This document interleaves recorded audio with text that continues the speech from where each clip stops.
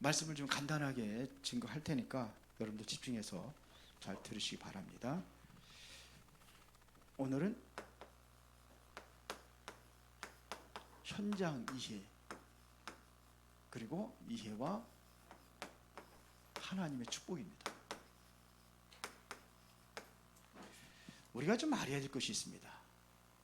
우리가 늘 기도하는 게 성령 충만이 되어지면 다 되거든요. 성령 충만이 되어지면 어떤 역사가 일어나냐면 하나님이 이해가 되는 거예요. 여러분들 하나님을 이해해 본 적 있어요? 문제 일어나고 어려움이 오면은 왜 하나님이 이러시냐고 그러죠. 그것 자체가 나 중심이 돼서 그래요. 하나님 왜 나에게 이런 문제를 줍니까? 난 하나님의 자녀인데, 내가 어떻게 했는데 왜 이런 문제 줍니까? 그렇게 이들 대부분 그래요. 신앙생활 잘하고 정말로 열심히 했던 사람일수록 더 그럴 수도 있어요. 내가 하나님 앞에 헌신한 게 있으니까. 하나님을 절대로 이해하지 못하는 거예요. 자녀들이 부모님의 마음과 생각을 이해한다면 함부로 하지 않죠. 이해를 못하니까 그러는 거예요. 우리도 마찬가지입니다. 하나님이 이해한다. 그러면 성령 충만 받으면 이해가 되는 거예요. 예를 들어 가지고 요셉이 노예로 팔려갔어요. 하나님 이해했을까 못했을까? 하나님이 이해를 못했다면 어떻게 나를 이렇게, 아니 꿈으로다가 나를 보여줄 때는, 비전을 줄 때는 언제고 내가 이렇게 됩니까? 절망 낙심. 그런데 하나님 이해하니까 나를 하나님께서 애굽으로 보냈구나. 생각이 달라져. 모든 게 달라지는 거예요. 그래서 하나님께서, 그러니까 뭘 찾았냐면은 하나님의 계획을 찾는 겁니다. 하나님께서 여기에 계획이 있었구나, 이렇게 찾는 거예요. 하나님이 이해가 돼. 성령 충만 받으면. 그 다음에 두 번째 무엇이 이해되느냐면 사람이 이해될 수 있어요. 사람이. 요셉이 형들을 이해했어요. 그렇게 형들을 나무라지 않잖아요. 형들을 만났을 때에도 형들을 원망하지 않잖아요. 하나님께서 하셨다고 하는 거예요. 그 사람들은 그럴 수밖에 없는 거예요. 형들은 그게 이해가 되는 겁니다. 왜 그러냐? 그 사람들은 항상 사람들은 불신앙 속에 살게, 갈등 속에 살아가고 있다는 것을, 이것이 보여지는 거예요. 그러면 이게 이해가 되는 겁니다. 이것이 하나님의 이해가 되고 사람이 이해되면은 뭘 이해할 수 있느냐? 현장을 이해하게 되어 있습니다. 그러니까 도저히 본인들 스스로는 여기서 빠져나올 수 없다는 것을 아는 거예요.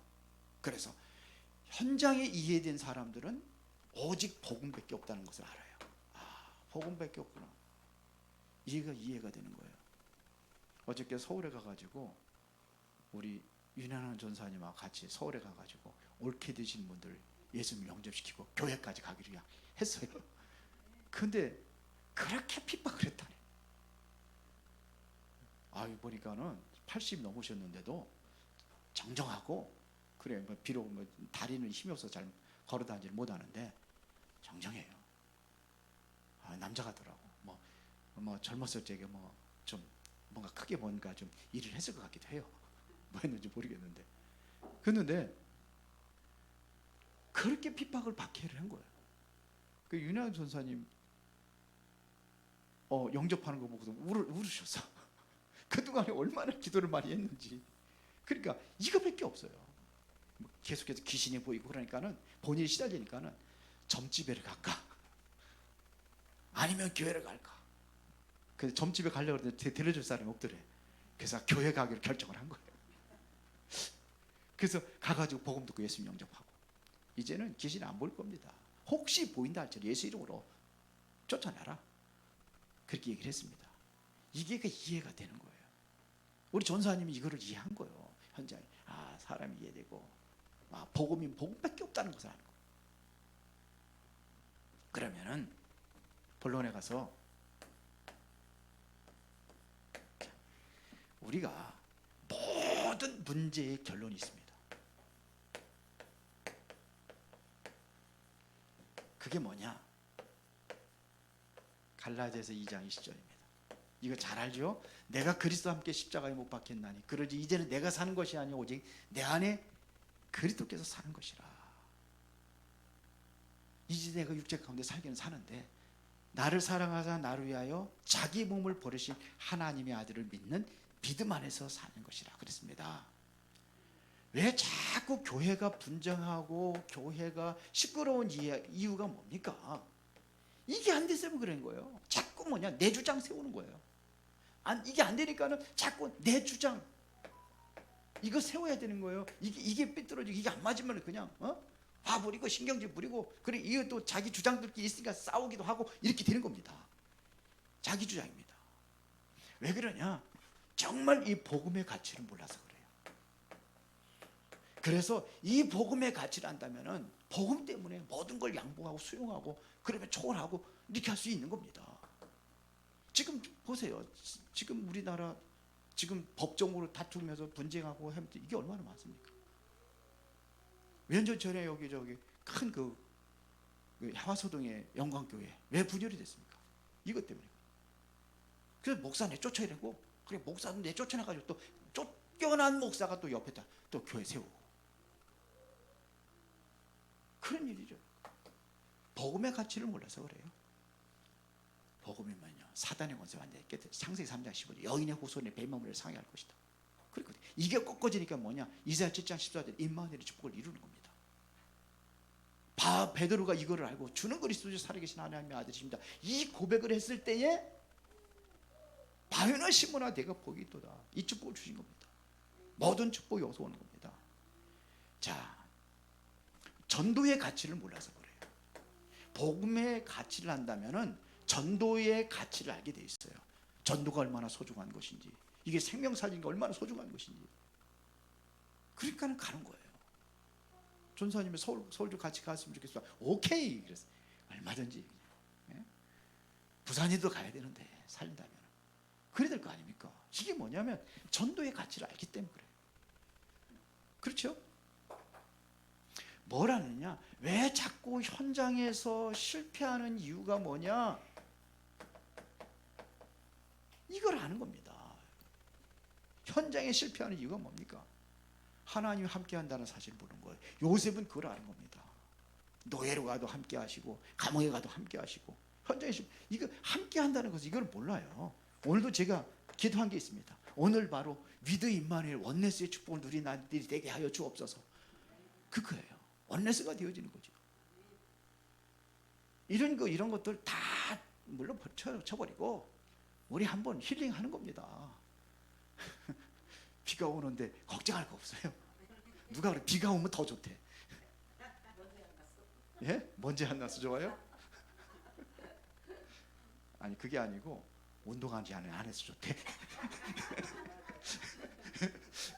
운동하기 싫어하는 사람이죠. 하여튼 뭐 모든 거 뭐 다 좋습니다. 그 다음에 뭐예요? 복음 속으로 들어가요. 그러면 완전히 이렇게 되면은 이걸 알면은 복음 속으로 들어가는 겁니다. 복음밖에 없다. 이런 거예요. 이 안으로 들어가는 겁니다. 제가 복장 이렇게 해서 죄송한데요. 오늘 체육대회잖아요. 좀 편안하게 하려고. 자, 두 번째. 구원의 축복을 깨달은 바울. 바울이 바로 이 구원의 축복을 깨달은 거예요.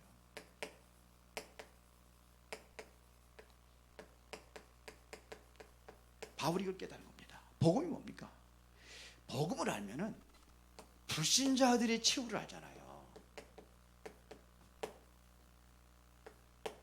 불신자들이 어떻게 되는지 우리 불신자 여역에서 인생의 이력서 알잖아요. 복음을 통해서 알게 되는 거 아닙니까? 이걸 알아야 복음이라는 것을 복음이 소중한 걸 알잖아요. 여기서 빠져나올 수 있는 것이 오직 복음밖에 없다는 걸 알잖아요. 그렇죠? 나를 깨트릴 수 있는 깨트릴 수 있게 되어 있습니다. 바울이 바로 빌립보서 3장 8절부터 20절에 자신이 완전히 깨진 거예요. 이 구원의 축복 그리스도의 복음을 알고 나서 자신이 완전히 깨져 버렸어요. 그래서 갈라디아 2장 20절까지 고백을 한 거예요. 내가 그동안에 따라가고 있던 거 다 배설물이다. 니까지 했다니까요. 그리스도로 아는 지식이 가장 고상하고 최고의 지식이다. 나는 이제 세상 것 따라가지 않겠다. 위에서 부르신 부름의 상을 향하여 그리스도의 손에 잡힌 바 된 그것을 향하여 나는 달려가겠다. 그래서 마지막에 우리의 시민권은 하늘에 있다. 그런 거 필요. 우리 하심 하늘에 있는 거지. 우리는 하늘의 것을 차지하는 거지. 그게 전부가 아니다. 이렇게까지 고백을 하는 겁니다. 얼마나 멋있습니까? 그러니까 바울은 모든 게 감사할 수밖에 없는 거예요. 최고로 감사, 최고로 문제 많고 사건 많았는데 제일 감사 많이 한 사람이 누구예요? 바울이에요. 바울이 당신이 얼마나 고통당하고 있는지 고백을 하잖아요. 근데 최고로 감사한 거예요. 왜 그러냐? 에베소 2장 7절에 오늘 얘기했잖아요. 오늘 본문 아닙니까? 그 은혜의 지혜의 풍성함을 오는 여러 세대에 나타나기 위하여, 그리스도의 풍성한 은혜가 여러 세대까지 나타나기 위하여. 그래서 나는 이제는 갈라디아서 2장 20절에 나는 이제는 그리스도와 함께 죽었다, 끝났다, 이렇게 얘기하는 겁니다. 그러면서 뭐냐? 계속해서 내 사명은 복음 증거라는 것입니다. 어디를 가든지 복음 증거, 감옥에 들어가서 복음 증거하는. 바울이 그랬잖아요. 그러면서 이제는 정말 구원이 뭡니까? 구원이 에베소서 2장 1절에 보니까 구원은 바로 생명을 살리는 겁니다. 허물과 죄로 죽었던 너희를 살리셨도다. 이것은 바로 새로운 생명을 회복한 걸 이야기하는 겁니다. 그때 너희가 그 가운데서 이 세상 풍속을 쫓고, 에베소서 2장 2절에 공중권세 잡은 자를 따라하는데 그게 뭐냐? 불순종의 아들들 가운데 역사하는 영이다. 불순종을 누가 잡고 있냐? 사단이 다 잡고 있다. 그 영에 잡혀 있다. 이거를 고백하는 겁니다. 근데 우리는 여기서 완전히 사단에서 해방된 거 아닙니까? 이게 끝나버린 거예요.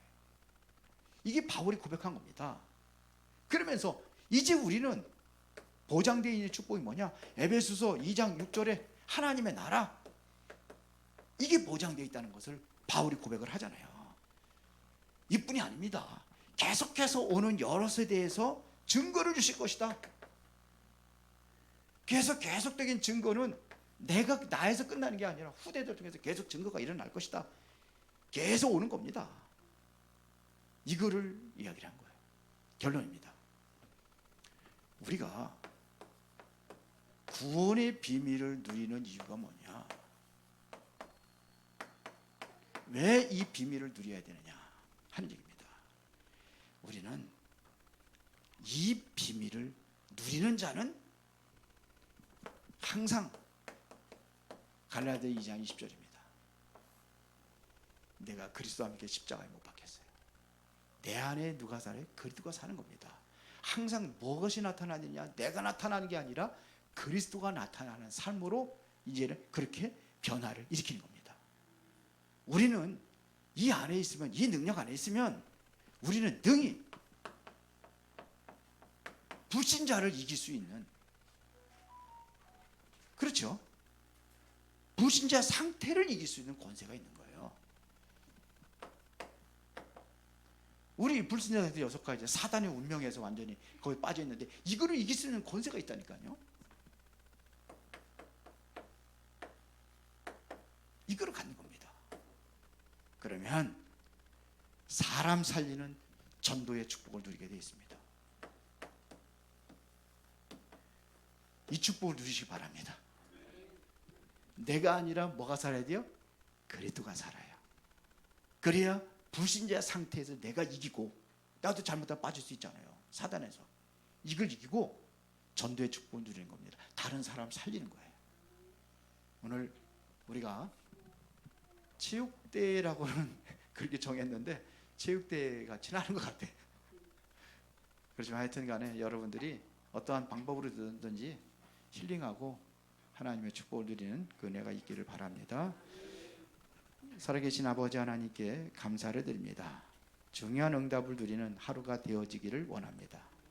말씀 속에서 원네스가 되어지는 그 은혜와 축복을 누리게 하옵소서. 하나님이 함께하는 임마누엘의 축복을 누리고 나와 함께하는 하나님의 은혜를 누리고 함께 즐기며 하나님께 영광 돌리는 축복된 날이 되게 하옵소서. 예수 그리스도 이름으로 기도드리옵나이다. 아멘.